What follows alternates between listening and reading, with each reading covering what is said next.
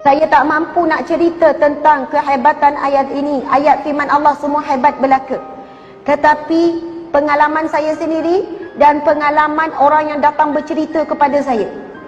Sakit, sedih, sempit yang kita rasa dalam hati kita, Allah exactly boleh rasa, boleh tahu, boleh faham apa yang kita rasa. Sebab rasa itu sendiri juga adalah makhluk Allah Subhanahu Wa Taala. Yang Allah berikan sifat rasa itu dalam diri kita.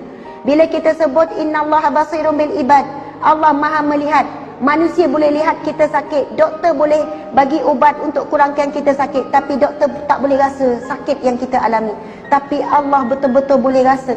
Allah betul-betul Maha mengetahui. Bukan Allah rasa, tapi Allah mengetahui bagaimana sakit kita. Jadi ayat itu sebenarnya ia membantu kita tawakal penuh kepada Allah Subhanahu Wa Taala. Di sana ulama menyebutkan selama mana seorang hamba berdoa dengan yakin kepada Allah, tak ada ragu-ragu sedikit pun, selama itu doa pasti akan dimakbulkan oleh Allah Subhanahu Wa Taala. Masalah kita hari ini, contoh kita berdoa, ya Allah, berilah hidayah kepada suamiku agar dia pergi solat berjemaah 5 waktu di masjid. Tapi terlintas dalam hati kita, ada harapan ke? Faham tak?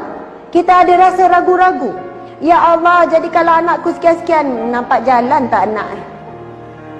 Suami pun sama, ada ragu-ragu. Tentang bab rezeki pun sama. Ya Allah, kurniakanlah rezeki yang barakah melimpah ruah. Macam ni je hidup, macam tak ada harapan ni. Masya Allah. Bila ada ragu-ragu, masuk jarum syaitan.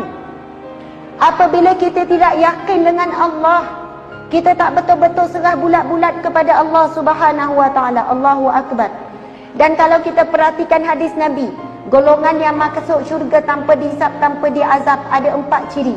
Salah satunya adalah mereka yang bertawakal penuh kepada Allah Subhanahu Wa Taala. Jadi insya-Allah para muslimin muslimat sekalian, dan insya-Allah selepas ini cubalah beramal dengan surah Ghafir ayat 44. Ada orang cari surah Ghafir ayat 44 tak keluar, sama surahnya surah Al-Mu'min. Wa ufawwidu amri ilallah. Kita boleh tak baca sama-sama?